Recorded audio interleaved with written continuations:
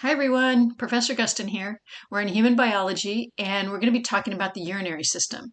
Now, this is an extremely brief discussion of the urinary system. I mostly wanted you to understand just a little bit about the anatomy of the urinary system, the major functions, but I can't help myself and I really like talking about diseases. So I have a couple diseases or conditions related to the urinary system, and I think that really helps you understand the significance and the importance of that system. If it goes wrong, what are some of the things that you'll notice? So I like this picture a lot. It's what happens when you're in a bike race and you have to go to the bathroom. Everybody kind of lines up. I don't think it would look like this if it was a women's bike race, but anyway, that's my first look into the urinary system. So let's look at our first learning outcome, and I want you to summarize the major functions of the urinary system. And there's this word called excretion, and excretion means the removal of chemical or metabolic waste from the blood, and thereby in the urinary system you're going to make urine. But generally, excretion just means removal of chemical or metabolic waste. And what you can see here is there's other ways that we remove chemical and metabolic waste. Remember, we talked about aerobic cellular respiration. We breathe in oxygen, we eat food, and we make waste product. We make carbon dioxide, we make water in order to make ATP. But carbon dioxide is a waste product, and so we can say that removal of chemical or metabolic waste. Oh, that's an example. Our respiratory system does some excretion.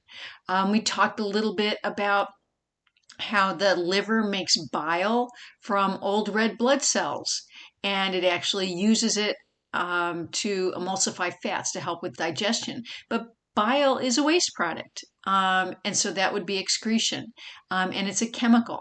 And finally, sweat has some products in it, some chemicals that our body's just trying to get rid of. But by far, most of our excretion, our removal of chemical waste, is in the urine. Now, the other way we remove waste in our body is the removal of solid waste, and that occurs through the digestive system. So the urinary system is going to be cleaning the blood and removing chemical waste, whereas the digestive system is going to be removing solid waste. The other thing that the urinary system does is it regulates blood volume and blood pressure, and that's by balancing sodium and potassium. And probably most of you are aware that salt, the table salt we eat, has a lot of sodium in it. And if you eat a lot, I always notice when I eat Chinese food like you buy it at a commercial Chinese restaurant, a lot of times has a lot of salt. Or maybe it's me that I add so much soy sauce because it's so delicious. But it has a lot of sodium in it. And I wake up in the morning and my hands are all kind of puffy because I'm retaining water.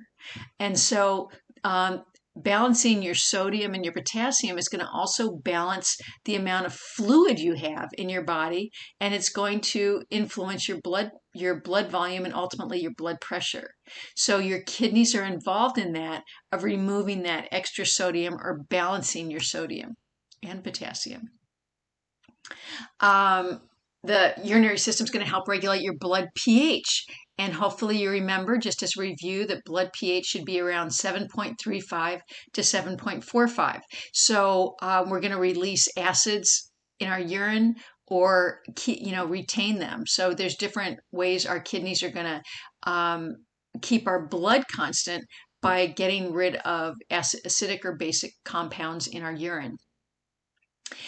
I have here that urine pH should be around pH 6, or it typically is around pH 6, but every once in a while we'll have in a live class, we'll do dipsticks. We have these little dipsticks that tell you some different chemical characteristics of your urine. And some people will say, oh, my urine's really acidic. What's wrong? And there's really nothing wrong, because your kidneys are helping, or your urinary system's helping regulate your blood pH. So if you eat a lot of acidic foods, instead of your blood pH dropping, your kidneys are going to take those acids out of your blood and put them in your urine.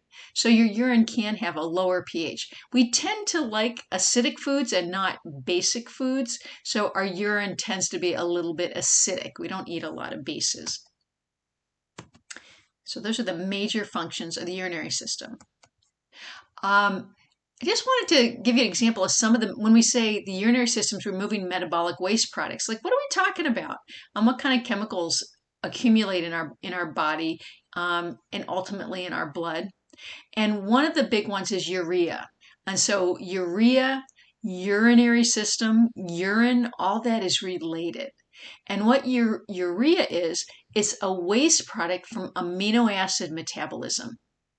Now remember, the amino acids are the building blocks of the proteins. So whenever you eat proteins, your digestive system breaks those proteins down into amino acids. And it further breaks the amino acids down into byproducts, smaller products. And one of the products that generates is ammonia. You don't have to write that down. But by digesting proteins / amino acids, you're going to make ammonia, and your liver turns that into urea. So the simple description here is urea is a product of amino acid or protein metabolism. So it's just something our bodies make. But urea is still toxic. We've got to get rid of that. And so it ends up in our blood and it's removed by the urinary system. So urea is a product of protein metabolism. Another common metabolic waste product that we have in our blood is uric acid. So again, that sounds like urine. It's in our urine. Uric acid is a waste product from the metabolism of DNA. And we don't think about DNA as being a food source, really. We think about protein as being a food source, but we don't really think about DNA as being a food source. But anything living, every single cell is going to have DNA in it. So just by digesting our food, we're also going to digest some DNA. And one of the metabolic products that results is something called uric acid. So uric acid, it says it's toxic, and it's removed from the blood by the urinary system. So these are two very common metabolic waste products. So here comes a disease that I like to mention. There's a disease called gout, and I like to mention it because it's very likely, if you haven't already, that you will know somebody that has gout. It's a really common condition.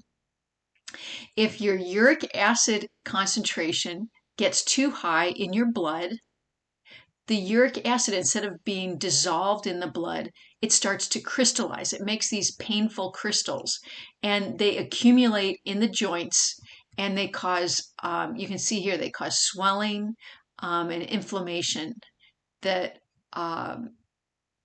like I said, is very painful. It can prevent you from walking comfortably. It can be in even like other joints like your elbows and your fingers and all that. But we call it gout. It's these uric acid crystals. Remember, uric acid is a waste product from the metabolism of DNA. Tends to be more common in men. I'm not quite sure why.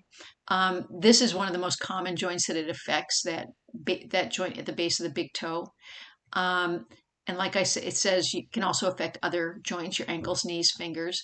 But what that is, it's a sign of a poorly functioning urinary system. If you know somebody who has gout, they're probably also aware that they have some low kidney function or low function of their urinary system. So instead of taking the uric acid out of your blood, it's not completely removed and it's accumulating, causing those crystals to form. So the major learning outcome in this chapter is to identify the organs of the urinary system. And I have the list right here of what I want you to know. These are the ones that I have listed in the study guide. This is the picture right from your book, so you can go to your book and look at this, and you want to find the parts on the diagram and name their major function. The other thing on your exams related to this chapter, exam number 4 and the final exam, I'm going to put diagrams. So make sure you're looking at the diagrams. Like I said, this is the exact diagram from your book. So when we think about the urinary system, probably one of the first things we think about are the kidneys. And the kidneys are actually where the urine is made. And the kidneys make the urine from your blood. So everything in your urine was at one time in your blood. And how does the blood get in the kidneys? Well, there's a couple blood vessels down here that you recognize, the aorta and the vena cava. We learned about them when we were talking about the heart, but remember, both the aorta and the vena cava go all the way down your torso and into your abdominal cavity. So here's the vena cava. Remember, the veins are blue, and here's the aorta. The arteries are red. So the kidneys are attached to the aorta and the vena cava through what we call the renal vein and the renal artery. When you hear that word renal, it refers to kidneys. Okay, so if you have renal disease, you have kidney disease. So if you look at these blood vessels, they're attached to here's the vena cava attached to the renal vein, and the renal arteries attached to the aorta. And so it says the kidneys produce urine. So the idea is the blood coming from the aorta is going to go in the renal vein. It's going to go into the kidney, and the kidney's going to clean that blood. It's going to take out these toxic compounds. It's going to balance blood pH. It's going to take out metabolic products. It's going to balance sodium and potassium. And then it's going to send that cleaned blood to the renal vein and back to the heart. Okay, so, and I guess I didn't mention, you might notice here we have two kidneys, and probably most people knew that, and they're shaped like kidney beans. That's why kidney beans are called that. But notice that let's see, we got to get on the right and the left correct. Here's the right side, here's the left side, and the right kidney's a little bit higher than the left kidney. I think I put somewhere, where did I put, oh, there I put it. Here I put a little note. What organ is in the way making the right kidney? I'm sorry, did I say? Oh, what did I say? Here's the left kidney. The left kidney is a little higher than the right kidney. I did it wrong. What organ is in the way making the right kidney a little lower than the left? And think about that. What organ sits right here that they took out of this picture? It's kind of bigger on the left side than on the right. Hopefully you're thinking, oh, the liver's in the way there. So the kidney on the right, your right kidney is a little bit lower than your left. And I have some other pictures to kind of show you more of the location of that. So let's see, the kidneys are going to make the urine. They're going to send the clean blood back into circulation, but then they're going to take the waste products away, and the waste products are going to be in a liquid in urine. They're going to be dissolved in a solution. We call it urine, and it goes down the ureter. So here we have the ureters attaching the kidney to the next structure called the bladder. So here we have two kidneys, we have two ureters. The ureters are the tubes that carry the urine from the kidneys to the bladder. Or we call this the urinary bladder. And the urinary bladder is what's going to store the urine. Okay, the kidneys make the urine from the blood. They transport the urine away from the kidneys through the ureters, and the ureters connect to the bladder. And then finally, the bladder will hold the urine until you urinate, and the urine's going to leave through the last tube called the urethra. So these are the ureters, and urethra. We have one urethra, two ureters. So if you look at the bladder there, you've got two tubes going in and one tube going out. Here's just some fun facts about the urinary system. The entire blood supply is filtered through the kidneys about 60 times a day. Your blood is constantly being cleaned through your kidneys. You're balancing your water, you're balancing your salt and your pH, and you're removing metabolic wastes. So that's happening 60 times a day, or about 2.5 times per hour. I usually tell my students in a live class that your blood's been cleaned twice, or in the amount of time you've been sitting in lecture that day. So about 2.5 times per hour. The other thing, probably most of you are aware of this, that the urethra is longer in males and shorter in females. And so with this side view, here here's the urinary bladder in the woman. Here's the uterus, which we'll talk about when we get to reproductive system. But there's the kidney, a ureter, the bladder, the urethra. Most urinary tract infections are frequently, they come from feces. And so you can see where the anus and the urethra are relatively close in a woman, whereas in a man, their urethra is longer because it exits the penis. And the distance between the anus and the urethra are much farther. So women tend to get more urinary tract infections than men. Some of the steps involved in the control of urination, I'm going to just give you I'm going to make only one point. And here's a kind of a close-up of the urinary bladder. And here's the ureters bringing the urine in. And the urinary bladder can hold about 400 to 500 mils of urine. I think your book says like 600 or 700, but most sources I see say around 400 to 500. It really depends on your size. You're a bigger person, you're going to have a bigger bladder.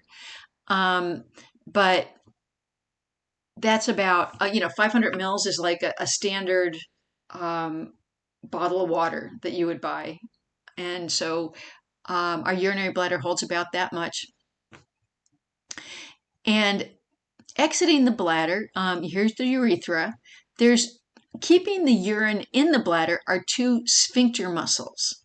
And you're thinking, oh wait, sphincters sound kind of familiar. Remember, we talked about a couple different sphincters when we talked about the digestive system. The lower esophageal sphincter at the inferior part of the esophagus, the pyloric sphincter at the bottom of the stomach, and then the anus is also a sphincter. So these are those round muscles. And notice here with the urinary bladder, there's an internal sphincter and an external sphincter. And it's the same thing that's in the digestive tract.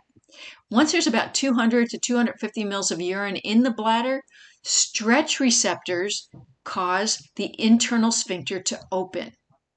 And opening that sphincter is an involuntary action. So once that happens, you feel like, I gotta go to the bathroom. Like it is kind of funny, like all of a sudden you're fine, and then all of a sudden you're like, oh, I feel like I have to urinate. Well, that might be because you got enough urine in your bladder and it triggered the internal sphincter to open. Now, in a child who's not potty trained, they will then start urinating because they haven't yet mastered the control of the external sphincter. But in most other people, our external sphincter is under voluntary control. So you can decide when you want to empty your bladder. And so you can wait until you get to the bathroom and then you voluntarily release your external sphincter. Now, you could get enough urine in there that there's no holding back, but in most cases, our internal sphincter would be involuntary. Our external sphincter would be voluntary. And young children have to acquire that voluntary control. They have to, their nervous system has to develop enough to be able to do that in order for them to be potty trained, which is why it's not possible to be potty trained at 1, but it is possible to be potty trained when you're 2.5 because your nervous system matures between that amount of time. My last note is if a parent is telling you that their child is potty trained at the age of 1, it's probably not the child. It's probably that the parent is recognizing what the child does when they look like they have to go to the bathroom. So it's probably more likely that the parent is paying a lot of attention. The last thing I have on here for urinary system, which I don't have on the study guide, but I do, some people tend to ask me this, is how long can you live without your kidneys?